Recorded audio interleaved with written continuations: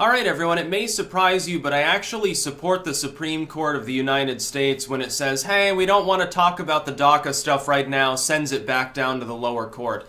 I think that that's the right thing to do, and I'm going to try to explain why here for people who are like, no, the Supreme Court, it's like 5-4 conservative, it should weigh in and give Trump his DACA reform. Okay, that's wonderful. As long as Trump is president, that's probably not a problem. The problem with a Supreme Court decision at the highest level of the judiciary is it sets a future precedent.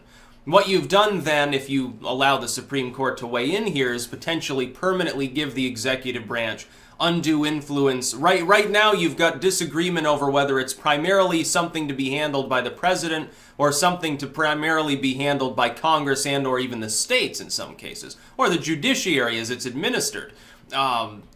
If you solve that at the Supreme Court level, though, you set a more or less permanent precedent, a piece of decision that can be used to prop up executive supremacy on immigration in the future. Imagine a situation, then, where you get a far-left president who says, well, because of the Supreme Court decision, it works both ways, so I'm dismantling the border wall, and then I'm no longer going to have that. Anyone who comes across the border, we're going to legalize them, because I have that power as an executive. Now, I don't need to negotiate with anyone. And let's say that you have a Congress at the time, it's like, it doesn't want that to happen. They're like, no, Mr. President, you can't. The president just points to the Supreme Court decision. What ends up happening, the activist lower courts may end up standing in the way of any reform that attempts to prevent legalization. And then once those people are naturalized under that precedent, you could have millions and millions of people who then can't even be deported even if you manage to go in the other direction because they've already been legalized, they've already been taken the oath of naturalization. And so you've got a problem where the Supreme Court, I think, very wisely wants to limit whether it even gets involved in this fight. I think that they want to see Trump and Congress and the states ultimately battle it out and hammer something out in a negotiating sense. Now, that's good for Trump. Trump is a good negotiator. He didn't get where he is without being one. The main problem right now is that the public stopped looking at the issue and stopped putting enough pressure on Schumer and Pelosi, ultimately. Now you see, with the Feinstein thing in California, she loses the Democratic Party of California's endorsement. The neoliberals, who are probably more willing to negotiate with Trump on that issue, are getting hammered from the far left in some of those far left regions of the country. The Democratic Party is showing signs of a schism now. Feinstein, best symbol of it ever. Feinstein's a relatively powerful neoliberal name within the Democratic Party. She's getting destroyed from the far left now. And as you've got a revolt by the progressives within the party, or not even progressives, maybe a Gillibrand sort of alliance, people who pretend to be more progressive than they are, they're more wedge issue based. They're not willing to negotiate. They're running, if they win, it's going to be on wedge issues and hardline leftism in every possible aspect. Well, we're going to ban all guns and legalize everyone and have no border, essentially. By the way, we're banning gasoline. A really, really far left, a pinko platform, basically you would have called it in the 1990s. Now, for some reason, some people think it's sane. Trump can't negotiate with people who are going to be that zealous because those people they're going to have purist platforms. They're not going to be able to negotiate. Even if they want to, even if they're willing to play the political game because they're just basically corporate neoliberals anyway, pretending to be far left. If I get elected by a bunch of people who expect me not to budge on an issue, and I budge on that issue, I probably don't get reelected. Now, do I? I'm going to have to be one hell of a good speaker in order to convince them to be the ones to give me leverage. Because otherwise, they're going to get very, very angry. It's going to be very, very difficult in some of the far left enclaves of the country for politicians not to get overhauled in favor of actual leftism, or at least pretended leftism. Trump can negotiate with a Chuck Schumer, someone who's got some leftist views, but ultimately is a neoliberal, willing to negotiate. He'd go far right on an issue if he thought it would get him money or votes. Of course he would. He's a career politician. Why the fuck wouldn't he?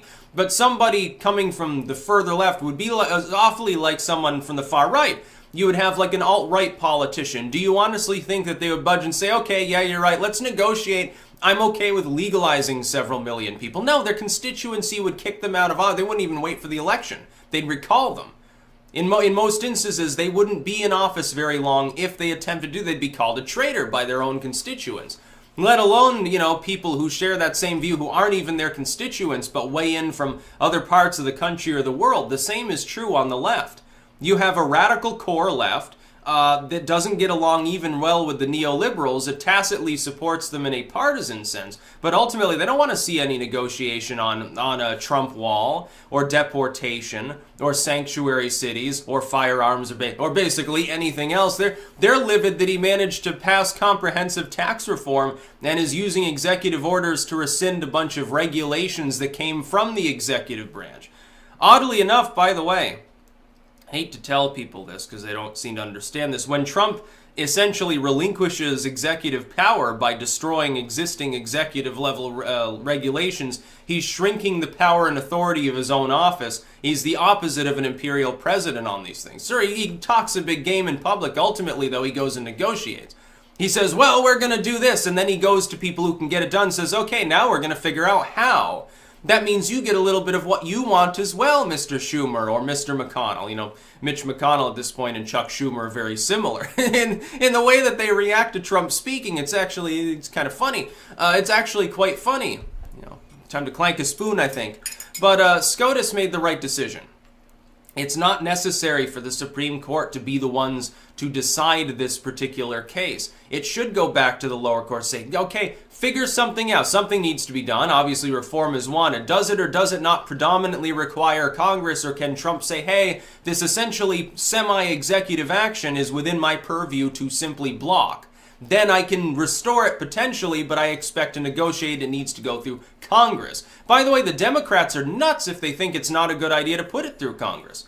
Sure, you don't have the votes at the moment. Let's say Trump didn't even exist. We didn't have a president. It was just up to Congress. You wouldn't have the votes in the House or Senate to reauthorize DACA if it were, suddenly on the ropes and up for negotiation in the absence of a judiciary defending its continuance.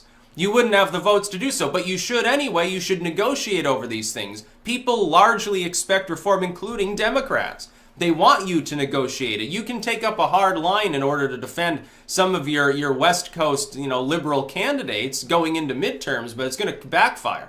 I'm telling you, you drag your heels on this, it becomes a campaign issue. It's not the Republicans that suffer.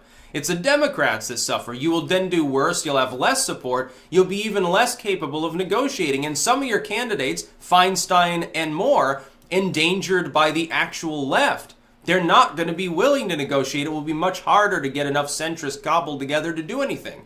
And it'll become primarily a Republican victory. They'll probably have more House and Senate seats. Look, the generic ballot is leaving you behind. I think you're 2-3 points behind. Trump's approval has begun to rise again. The Republican candidate's approval is rising. The economy is doing well and presumably will until the midterms. You're probably going to have another, extra million or so, at least soft Republican supporters on taxes and jobs alone by then.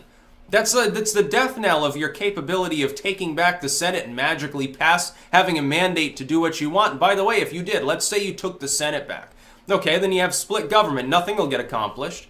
Absolutely nothing. Trump's willing to negotiate. You're obviously not willing to do the same. And people predominantly blame the Democrats in Congress for it, more than blame Trump. Oddly enough, nobody blames the Republicans in Congress. McConnell and John McCain, they're not exactly helping. It's actually, it's hilarious. They get sort of exonerated. The Mitt Romney lovers, they get sort of exonerated despite the fact they're basically just Schumerites anyway. It's the same thing. They're like Pelosi Democrats. They're all the same thing. They believe in the same thing. So when you have Ted Cruz come out and say, let's be bleeding hearts, or Marco Rubio come out and say, well, we shouldn't deport everybody, don't they sound the same as McCain and Romney and McConnell? And don't they all sound the same as a Pelosi, a Schumer, a Feinstein ultimately? They're basically the same. They're identical. So SCOTUS made the right decision. That's my take on it.